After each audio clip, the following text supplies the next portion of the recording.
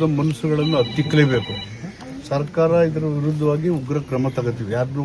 ಯಾರು ಮುಲಾಜಿಲ್ದೇನೆ ಯಾರು ಈ ರೀತಿಯ ಮರ್ಯಾದೆ ಹತ್ಯೆ ಪ್ರಕರಣದಲ್ಲಿ ಭಾಗಿಯಾಗಿದ್ದಾರೆ, ಉತ್ತೇಜನ ಕೊಟ್ಟಿದ್ದಾರೆ, ಎತ್ಕಟ್ಟಿದ್ದಾರೆ, ಬೆಂಬಲ ಕೊಟ್ಟಿದ್ದಾರೆ, ಒಬ್ಬರು ಬಿಡಲ್ಲ. ಜಿಲ್ಲಾಡಳಿತಕ್ಕೆ ಮತ್ತು ಪೊಲೀಸ್ ಇಲಾಖೆಗೆ ಗೃಹ ಮಂತ್ರಿಗಳು ಬಂದಿದ್ದರು, ಮತ್ತು ನಮ್ಮ ಜಿಲ್ಲಾ ಉಸ್ತುವಾರಿ ಮಂತ್ರಿ ಬಂದಿದ್ದರು, ಪ್ರಸಾದ್ ಅಬ್ಬಯ್ಯ ಬಂದಿದ್ದರು, ಕೋನರೆಡ್ಡಿ ಬಂದಿದ್ದರು, ಜಕ್ಕಪ್ಪನವ್ರು ಬಂದಿದ್ದರು, ಈಗ ನಾನು ತಿಮ್ಮಾಪುರ ಎಲ್ಲ ಬಂದಿದ್ವಿ. ಇಡೀ CM ಮುಖ್ಯಮಂತ್ರಿಗಳೇ ಮೊನ್ನೆ ಬೆಂಗಳೂರಲ್ಲಿ ಹೇಳಿದ್ದಾರೆ, ಅಗತ್ಯ ಬಿದ್ದರೆ ಮರ್ಯಾದೆ ಹತ್ಯೆ ಅಲ್ಲ, ಇದು ಒಂದು ಉಗ್ರವಾದಂಥ ಕೊಲೆ. ನಮ್ಮ ಈ ಭಾಗದಲ್ಲಿ ಇರಲಿಲ್ಲ. ರಾಜಸ್ಥಾನ, ಹರಿಯಾಣ ಆ ಕಡೆ ಈ ಥರ ಘಟನೆ ನಡೀತಾ ಇತ್ತು.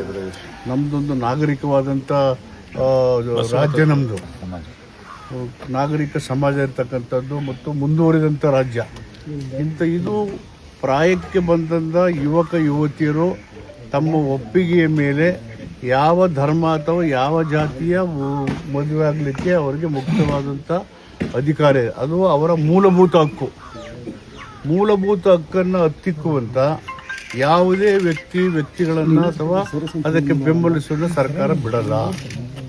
ಕಠಿಣವಾದ ಕ್ರಮ ತಗೋತೀವಿ. ಮತ್ತು ನಿಮಗೆ ಧೈರ್ಯ ಕೊಡೋಕ್ಕೆ ಪೊಲೀಸ್ ಇಲಾಖೆ, ಜಿಲ್ಲಾಡಳಿತಕ್ಕೆ ಸೂಚನೆ ಕೊಟ್ಟಿದ್ದೀವಿ. ನಿಮಗೆ ಬೇಕಂತ ಎಲ್ಲ ನೆರವನ್ನು ಕೊಡಬೇಕು ಅಂತ ಸೂಚನೆ ಕೊಟ್ಟಿದ್ದೀವಿ. ಅದನ್ನೆಲ್ಲ ಮಾಡ್ತೀವಿ. ಮುಖ್ಯಮಂತ್ರಿಗಳ ಜೊತೆಯಲ್ಲಿ ಗೃಹ ಮಂತ್ರಿ ನಾನು ಚರ್ಚೆ ಮಾಡಿ ಇನ್ನೂ ಹೆಚ್ಚಿನ ಭದ್ರತೆ, ಈ ಥರ ಘಟನೆಗಳು ನಡೆದೇ ರೀತಿಯಲ್ಲಿ ರಾಜ್ಯದಲ್ಲಿ ಏನು ಮಾಡಬೇಕಂತೇಳಿ ನಾವು ತೀರ್ಮಾನ ಮಾಡ್ತೀವಿ. ಅಗತ್ಯ ಬಿದ್ದರೆ ಈ ಥರ ಮರ್ಯಾದೆ ಹತ್ಯೆ ಪ್ರಕರಣನ ಹತ್ತಿಕ್ಕಲಿಕ್ಕೆ, ಅದು ನಡೆದ ರೀತಿಯಲ್ಲಿ ಮಾಡೋದಕ್ಕೆ ಉಗ್ರವಾದಂಥ ಒಂದು ಕಾನೂನನ್ನು ತರಲಿಕ್ಕೆ ಮುಂದಿನ ಅಧಿವೇಶನ ತರಲಿಕ್ಕೆ ನಾವು ಪ್ರಯತ್ನ ಮಾಡ್ತೀವಿ. ನೀವು ಧೈರ್ಯವಾಗಿರಬೇಕು.